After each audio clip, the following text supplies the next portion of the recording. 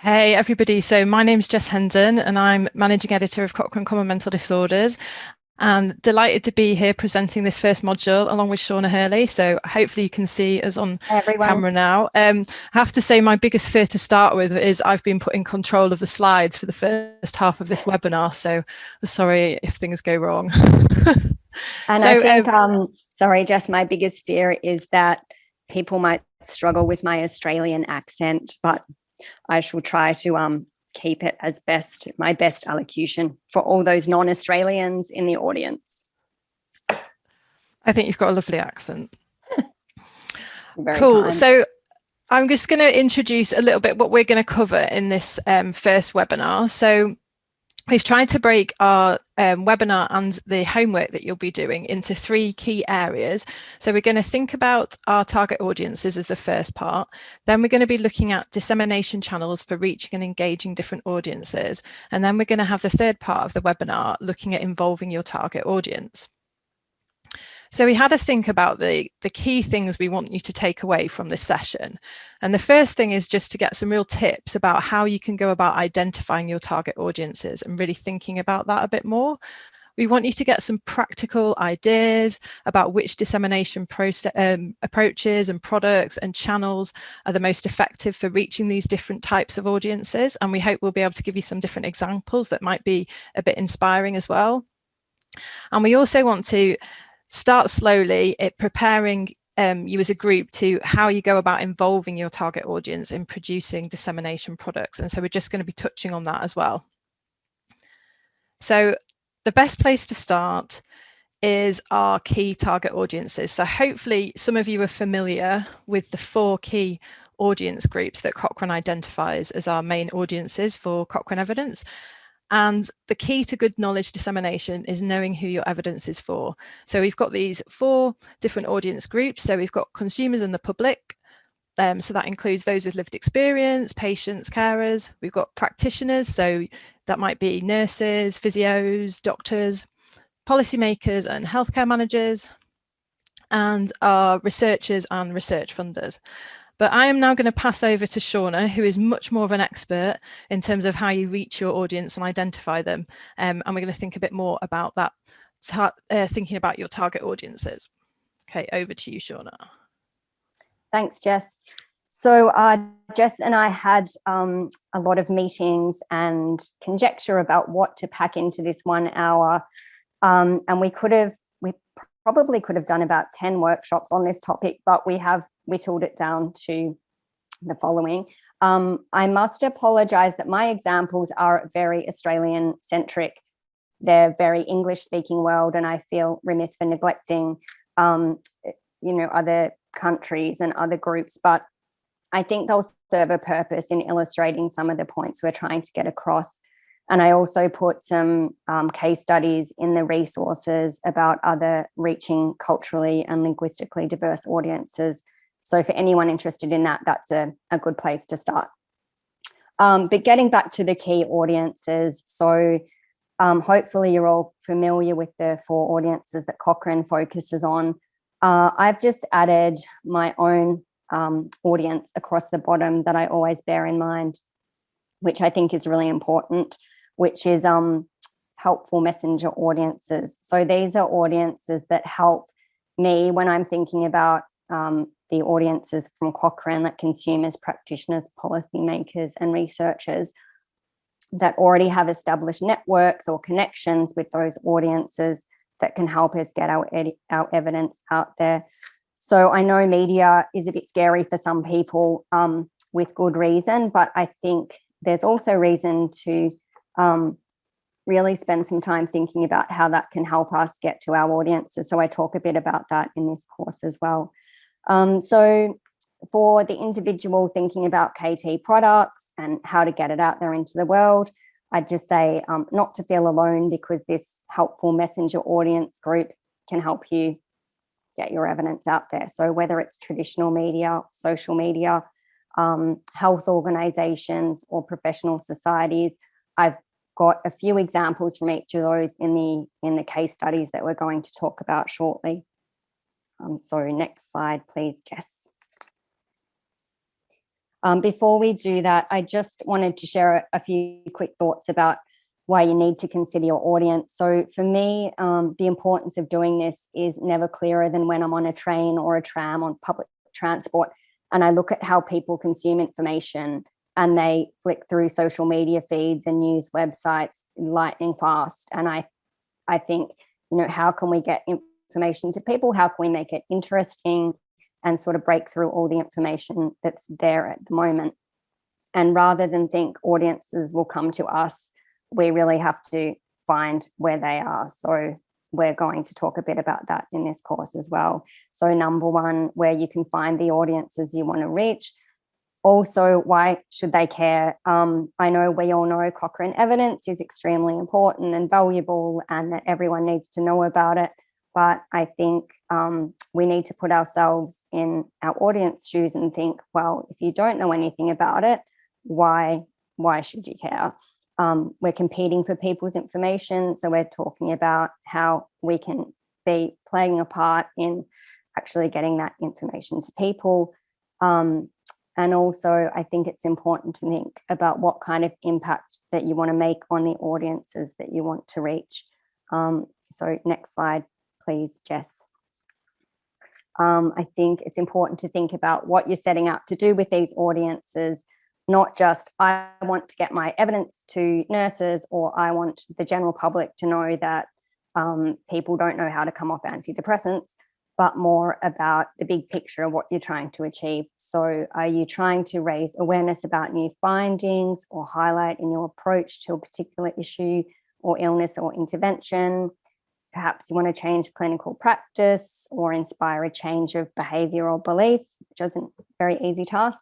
Perhaps you just want to spark a discussion among a small audience group or potentially a larger public audience. Increase your own profile as an expert, attract followers and advocates, or attract funding for your work. There are various reasons. So I think it's good to think both about who your audience is and what sort of impact you want to have on them. Okay, so I'm going to be very diligent now and take us back to the dissemination checklist. And so what we've been discussing is all part of the first item of the checklist. And that's about deciding who your target audience is. So even if that's everybody, and this will guide your choices about language and content. So we in this session are thinking about item 1 on the dissemination checklist, but also before you even start the dissemination checklist, there's something on page 3, which is this sort of checklist that you can go through, and it's all about encouraging you to really take some time to make sure that you know your target audience, because your dissemination product is always going to be much better if you've taken that time to understand what information that your audience needs. So really what in this, before you do item 1 in the checklist, what really we're trying to get you to do is to just basically wear someone else's shoes. I don't know if you've heard that phrase before. I always think try and walk a mile in someone else's shoes, and it's kind of a great sort of mantra in life in general. But I think when it comes to disseminating, that's really what I try and think about doing. And some of these questions that are really helpful in the checklist just help do that. And sometimes I think you can read it and you think, oh, these seem like it's stating the obvious, but it never does any harm just to really kind of go through that. And you might not always know the answer to those questions, and that's where we'd encourage you to speak to colleagues and speak to other people. And I think one of the things that stands out for me is sometimes thinking about how are people going to be accessing that information. And I think it goes back to what Shauna was saying about when you're on the train or you're just walking from A to B. So many people now are consuming information on their phones, and so I think it's important to think about that format of how people are going to access that information. And again, I think a lot of you have said that you're interested in communicating to that consumer audience, members of the public. And again, I think we'll cover this later. This is covered in further modules, but it's about thinking about language and about, medical terminology and what kind of words people are familiar with. And I think sometimes when we work in an organisation and our day-to-day involves us using certain terminology, it can be really easy to forget that not everybody understands what that word is. So just encouraging you really to go back to the checklist, run through those questions, and that's all there to help you get to know your audience. So in this second part of the workshop, we wanted to look briefly at different dissemination channels and platforms that we commonly use. I've drawn together a few examples of work we've done here in Australia to target sometimes extremely broad audiences, other times very specific groups like clinicians or policymakers to do with a particular review. I thought that might be a good way to understand how these channels work in practice. So I'll share my whole screen because some of the images and text probably look better that way, and go from there. Okay, so I'll just start by doing a quick run through of the main dissemination channels we use here at Cochrane Australia.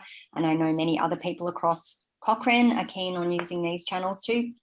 The first is Cochrane websites, newsletters, and social media feeds, which I always find a really good starting point for any dissemination of review findings. Next up, print and broadcast media. I know some of you may be daunted by the idea of reaching audiences this way, but I'll talk a bit more about that shortly. I'm a really big fan of using the media to reach different audiences and broad audiences, so we'll talk about that. Social media, which is a fantastic way to reach really targeted, specific audiences and interest groups. I'm not talking about that much today, as Stephanie, I know, has organised another workshop that focuses solely on social media, so I'll try to steer clear of that.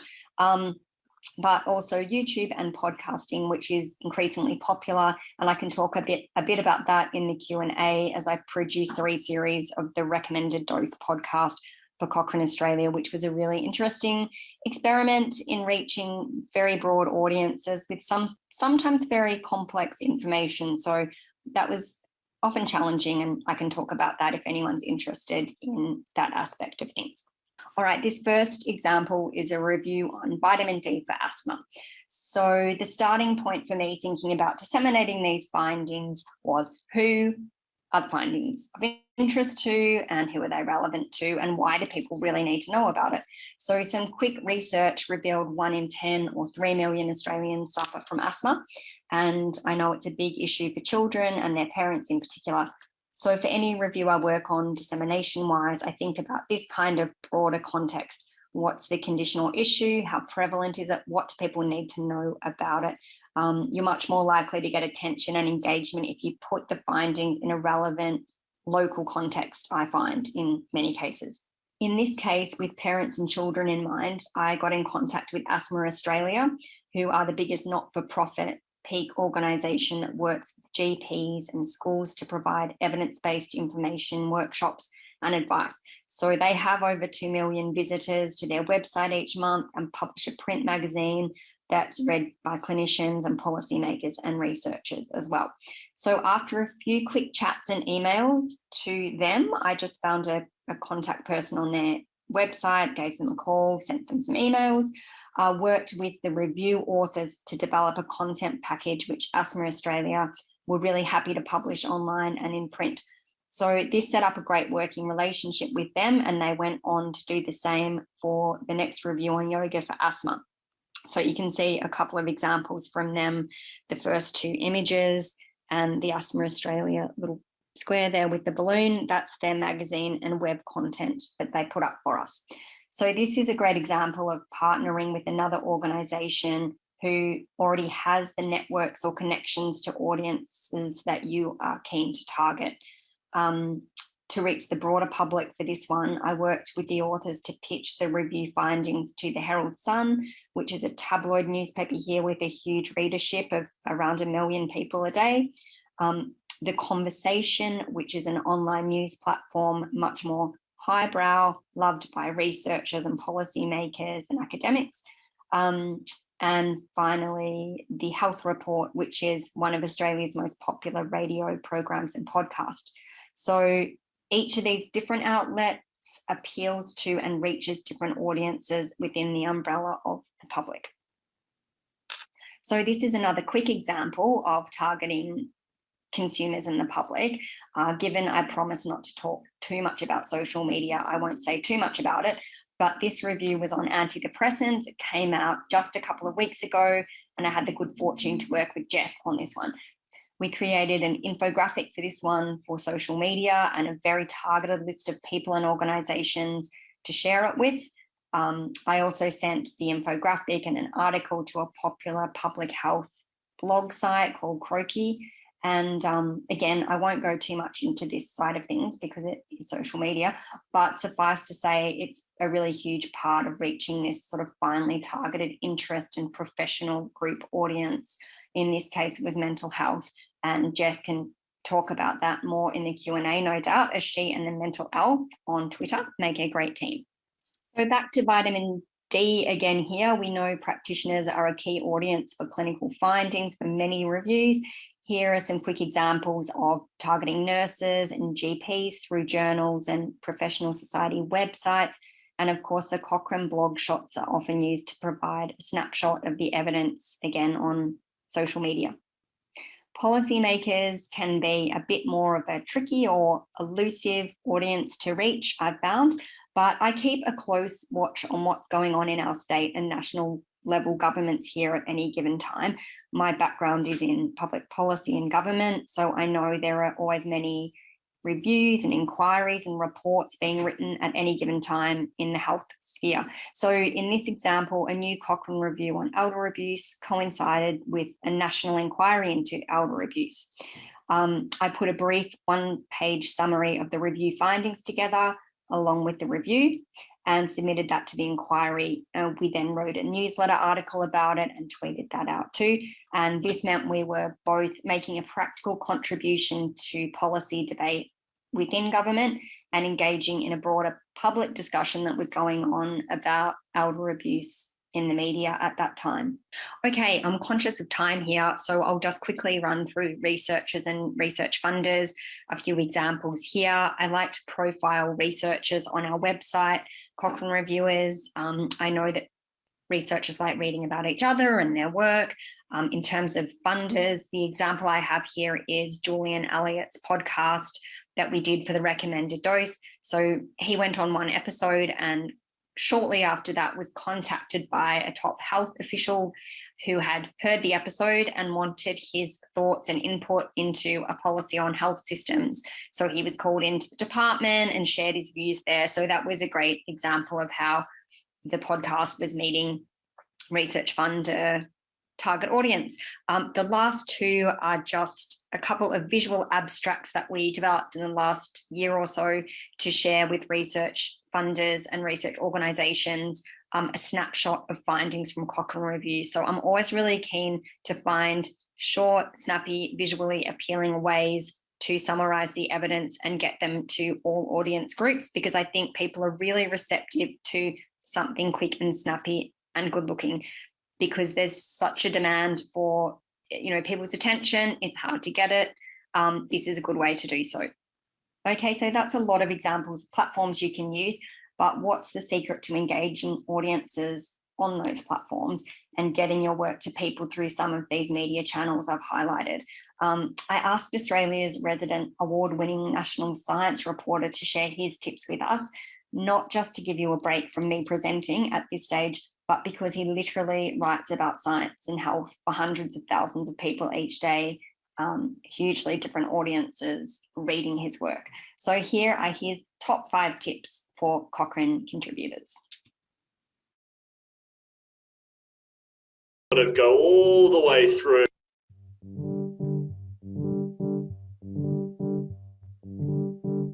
In science papers that are typically published, I see you guys do this, you sort of go all the way through and then you put the most important thing, the conclusion, right at the end. In journalism, we think that that is the wrong approach. We think you should have it exactly the other way round, because we know, both from our own experience and also from cognitive science, that the information that people take in is the information that's right at the top, the thing at the very start. So I would almost encourage you, when thinking about Cochrane, to say, what is the number one thing to communicate here, which would typically be the outcome of your report, and I'd put that right at the start. In journalism, there's a trick that you could borrow if you like. We say that you cannot write a story unless you can tell your editor what it means in one sentence. We know that human beings, human minds, relate to stories and parables much better than they do sort of free-form information. If you can find a way of turning your information into a story or a narrative, then that's a much more powerful communication. So rather than just, we found X, the story is really, you know, here's a bunch of people doing all these different things. It leads to this confusing and perhaps not evidence-based practice. We wanted to get involved to try and answer that question. Here's what we found, and here's what it's really going to mean, or what it should mean for practice, and what it should mean for the individual. Particularly when you're working in it, you can become very obscured by how we came to our findings, or the methodology, or the technical nature of the process that's being described. But that's really not what people need to know. What they really want to know is, what does this mean? How do you arrive at the answer to what does this mean? I find often the best way to do it is just to sit down with somebody and talk to them about it. And say to you can almost say to them, you know, a non-technical, non-scientific person, I want you to tell me what you think this means. And then you just go back and forth with them, explain to them the evidence. And, you know, most people, if you can explain it to them right, will eventually be able to go, oh, so what this really means is X.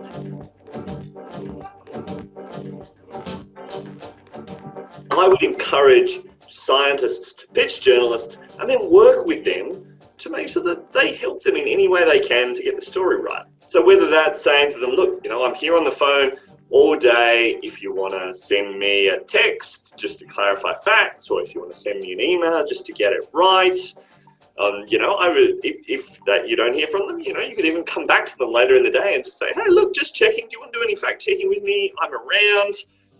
And then when the story does go up, feel very free, if there is a glaring error in there, to send them a nice email, because then, again, they're not trying to get your story wrong, and say, hey, look, you know, I saw this bit's not quite right. Let me help you.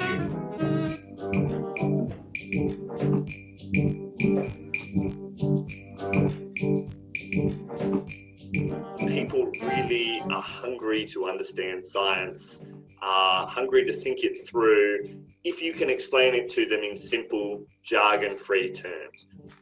We're not talking about dumbing down, we're talking about clarifying and getting purity of message. So if the message is simply, we don't know if this works, there's no evidence that it does, people can get that. People can understand what that means. And so I suppose I would encourage the people at Cochrane to think, to be bold. People do want scientific evidence to inform their lives if you can explain it in a clear, pure manner that they can understand.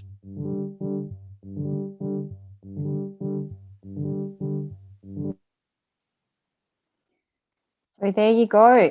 Thanks, Liam. If you would like to hear more from Liam and a little bit more from me, I recorded about 16-minute interview with him. That's just the short outtakes, but we talk about various other aspects of reaching audiences. So that's on the Cochrane Australia YouTube channel, and also in the resources. I think, Stephanie, people might be able to find it there. If not, we'll add it in. And now I think it's over to you, Jess. Great. So hopefully you can all see my screen again now. So we're on to the third part of our webinar now, and we're going to be talking a bit more about involving your target audience. So involving the people you're trying to reach in the production of those dissemination products. And so I like my analogies. So again, we're going to go back to thinking about walking in somebody else's shoes. And let's face it, as much as I'd like to, I'm never going to be able to walk in those really gorgeous high heels. And we all have completely different size feet.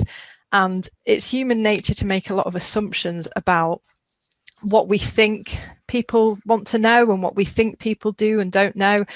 And so I think what we really want to emphasize in this section is that actually you only really get to know your audience by speaking to them. So it's okay sometimes you think, oh well, I know what the public want to know, or I know how much information they know, but we don't always. So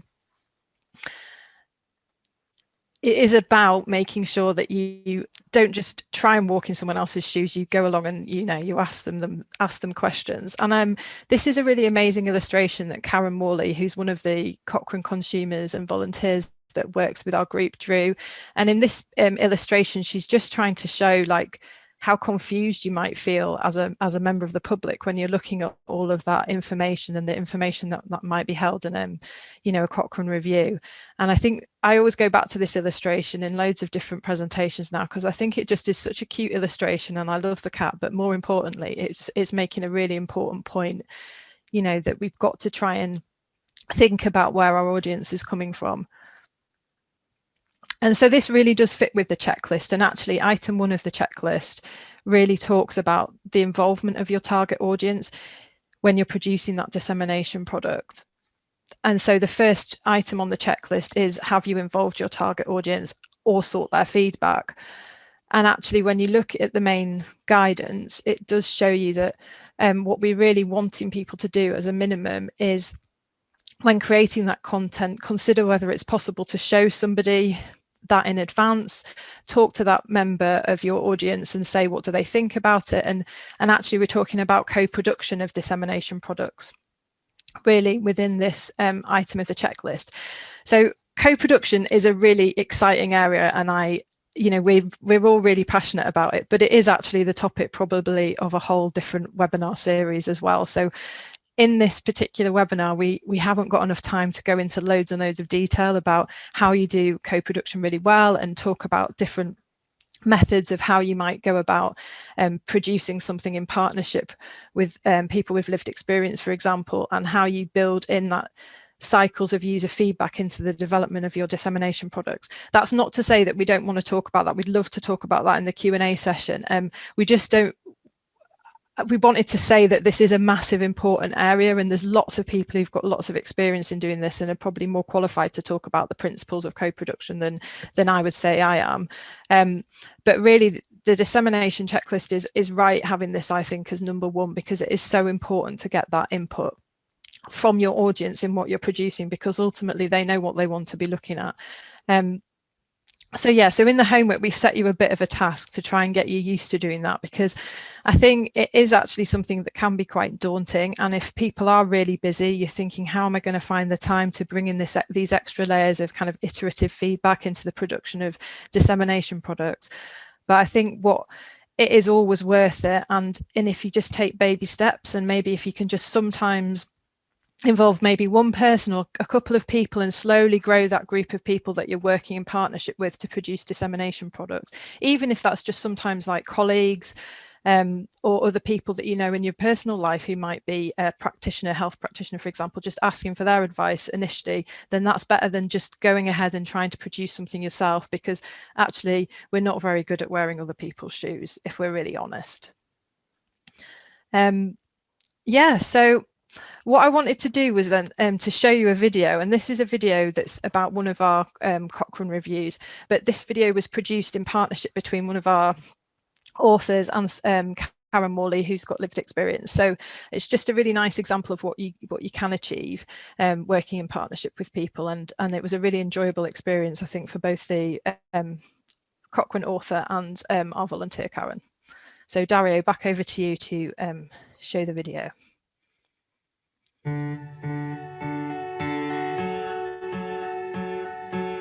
Behavioural activation is a type of psychological therapy. This Cochrane systematic review asks whether behavioural activation can help to treat depression in adults. The authors searched for studies called randomised clinical trials. They found 53 studies conducted from 1977 to 2019, with 5,495 participants across 14 different countries. When all the results were pooled, the authors found behavioural activation may work better for depression than the usual treatments, such as counselling, providing information on depression treatments, or a GP monitoring someone's symptoms. Behavioural activation seemed to work as well as some other psychological therapies that are often used to treat depression, such as cognitive behavioural therapy, or CBT. These findings indicate that behavioural activation may work to treat depression in the short term, adding to the choice of available treatments. Our confidence in the results is limited because there were issues with the quality of the evidence. For example, few data being available, or estimates of effects not being very precise, meaning the true effects may be different from what we found in these studies. In practice, the evidence from this review may not apply equally well to everybody. Most of the evidence was from high-income countries, and most studies were only conducted for up to 6 months, meaning we don't know much about the effects of behavioural activation in the longer term. Find out more by reading the full review on the Cochrane Library.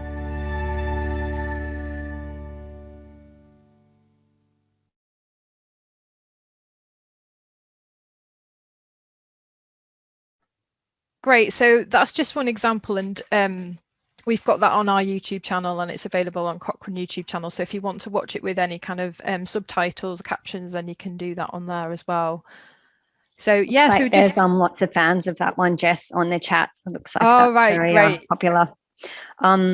We were also talking about videos when we were putting the content together for this, and I've got 2 boys aged 9 and 11, and they watch lots of YouTube videos of assorted, crazy characters, but they have, 30 million subscribers. And so Jess and I have also been talking about the future of, dissemination products that we want to do that, one day hopefully we'll have 30 million subscribers, Jess, but also looking at different formats that we can not necessarily even produce ourselves, but say people who are not necessarily wellness influencers or, Gwyneth Paltrow type people on YouTube, but maybe the evidence-based version of that, how we can sort of tie in and start thinking bigger picture about these kinds of platforms. Definitely, and if anyone can tell me how to get my children off YouTube, I'd be grateful as well. But it's definitely a really amazing untapped resource, I think, YouTube, and disseminating through that as a platform. So yeah, so it's back over to you, Shauna, for the last few slides. I think yes, I will. The just screen is becoming yours as well. Okay, so just to wrap up, we're running out of time here, so everyone can see that hopefully. Yes, we just wanted to wrap up by having a quick brief look at evaluating what you're going out there and doing with your audiences, and a few things to think about as the landscape changes, as the opportunities we have to use different platforms change. So one big area that I'm very keen on looking at is analytics. So you're not involving your audience in the way that you're having chats with people about whether they can understand what you're talking about or not. It's more about, all right, we're publishing all this material digitally. Who's looking at it? Is anyone reading our articles, looking at our infographics, watching our videos? So I know a lot of you have Cochrane websites and Twitter feeds, or now Instagram or LinkedIn. And I think it's great to actually keep an eye on what people are looking at when you're using those channels, which can inform your other thinking about audiences. So this is just a screenshot from our website, the Cochrane Australia website. And last week we published the infographic for Jess's antidepressant review. And I just look and see, all right, what are the news stories that people are reading? You can see how long people spend on a page. So if I've written a 600-word article and someone spends 2 seconds on the page, I know it's not doing a good job.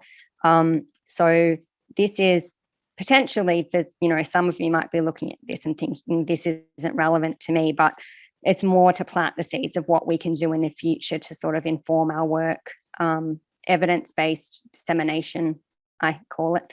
Also, if you are interested in learning more about this side of things, Google has a lot of free courses where you can do basic analytics and see, all right, I've published this on my website, how many people are looking at it, what links are they clicking on, etc.